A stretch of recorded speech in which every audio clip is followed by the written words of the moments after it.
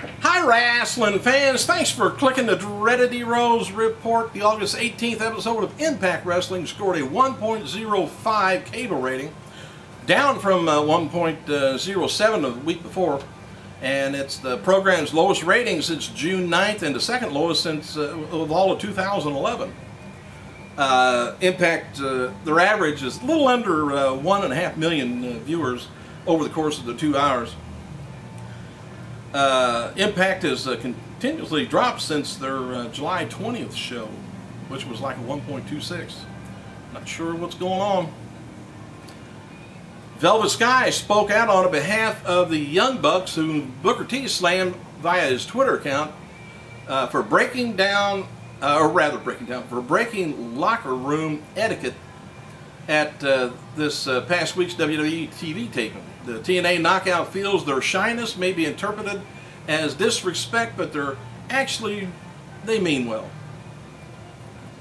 Very surprising to hear all the controversy about the Young Bucks, but from what I always witnessed, they were respectable with everyone. She wrote on her Twitter regarding her former colleagues, I think their shyness gets interpreted as respect, but I know them and they mean well, which is what I just said, but I don't know, I had to read it from her lips this time.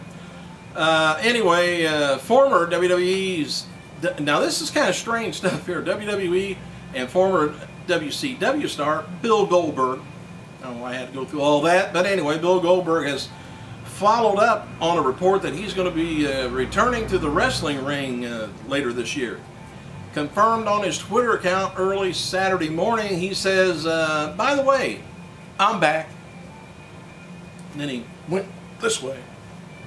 So anyway, after the video resurfaced, or surfaced from Goldberg's, it was all the way back in March. I think I mentioned something about that. And he plans to wrestle again this year. It's revealed this week that Goldberg's going to be performing on a wrestling super show taking place in the African Congo that's going to be featuring some of the top name stars of the business.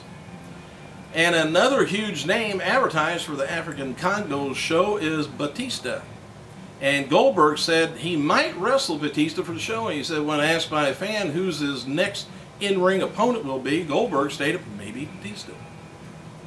Maybe not. Anyway, Goldberg had some harsh words for WWE about on his Twitter account after he was announcing on that. I guess somebody asked him, has WWE got anything to do with it? And he says, no way.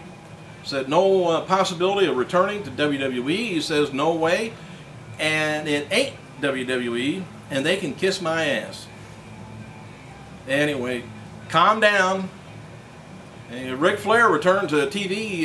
If you watched it Thursday night on the episode of Impact Wrestling, he challenged long rival Sting to a match. The segment concluded with Sting making an agreement to put his career on the line against a match where if Flair wins, of course, Sting will retire. If he doesn't win, Hogan is delivered to Sting on a silver platter. I don't know how that's going to happen. I think the only one that ever got Hogan on a silver platter presented to him was maybe Beefcake. I don't know. Angelina Love is featured guest on the latest episode of Pillow Talk with SoCal Val. TNA's Knockout was asked about her workout regime, and Val was describing her body as tip-top perfect shape. I'll have to look into that. He said, I pretty much do all cardio and legs, but I think one of my best parts, and I didn't pay much attention to it before, was abs. And Love replied, she then proceeded to show off her toned stomach to the camera. I have to look into that too. SmackDown event, live event, October 8, 2011, has been removed, been moved from the Omen Center in Jacksonville, Tennessee to the Ford Arena in Beaumont, Texas. Why? I don't know. Wrestling Observer reports that July 25th episode of Raw had a 259,000 homes that watched on videotape or DVR or whatever you want to call it. So it's about 7.4% of the total viewership records it. While this would be the lowest number since before WrestleMania 27, this also is the same show that CM Punk returned. Kevin Nash pulled from the weekend independent shows up in Canada because WWE needed him in Pittsburgh to take on the necessary medical exams so he could be cleared to wrestle. Alberto Del Rio, he pulled double duty on Raw, by the way, the other night. And Regina Canada last night.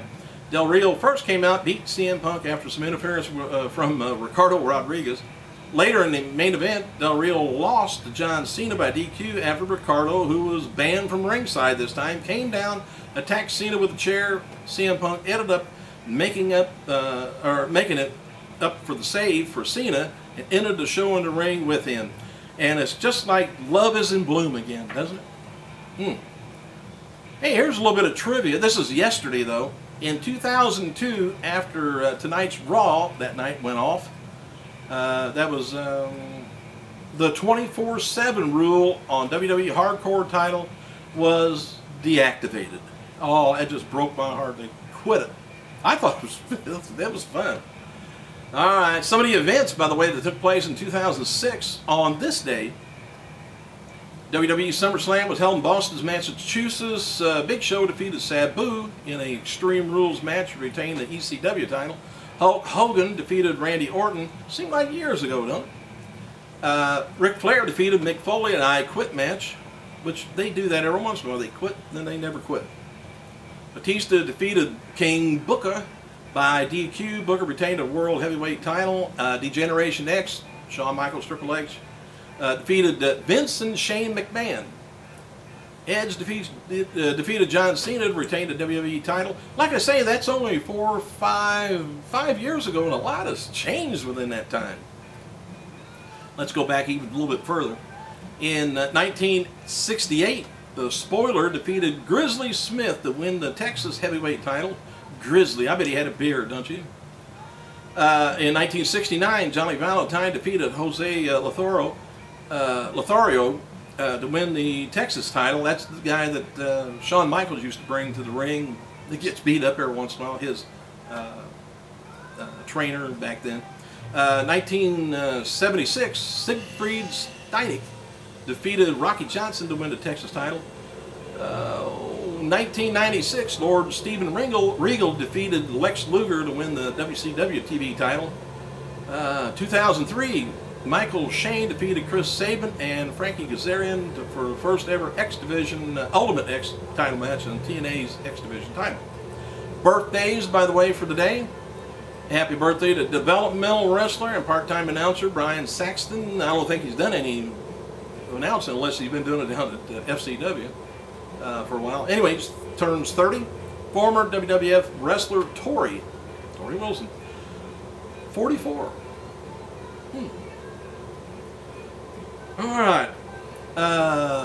John Cena noted that he was visiting FCW down in Florida, and fan asked Cena, I think I mentioned about this, who he thinks is going to be in the developmental that's going to shoot right up to WWE. He says Bo Rotundo and his brother Husky Harris, or Wyndham Rotundo.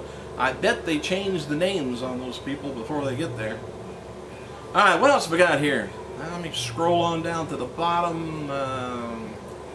Money in the Bank was officially released last week, and not officially announced, but Michael Cole will be a playable character on the THQ upcoming WWE 12. Don't know why, but he must be making a ton of money here lately. And according to reports on the SBD, the deal is worth as much as $90 million a year, as many as 4 live UFC events will air on Fox each year, marking the first time that UFC is going to be broadcasted on a national network. That was from the Sports Business Daily, reporting that UFC organization signed a blockbuster deal, multi-year deal with Fox Broadcasting to see UFC programming air on Fox networks for the next 7 or 8 years. Hell of a deal. Part of the deal mostly is going to be a weekly program of UFC on Versus, and Spike TV is going to be moving from to FX starting in January, and includes UFC's live fight night cards as well as the company's reality show Ultimate Fighter. So please make a note of that. And for what it means to the pro wrestling business, now that makes TNA Wrestling the most valuable brand on Spike. Thanks for clicking, you guys. I gotta go.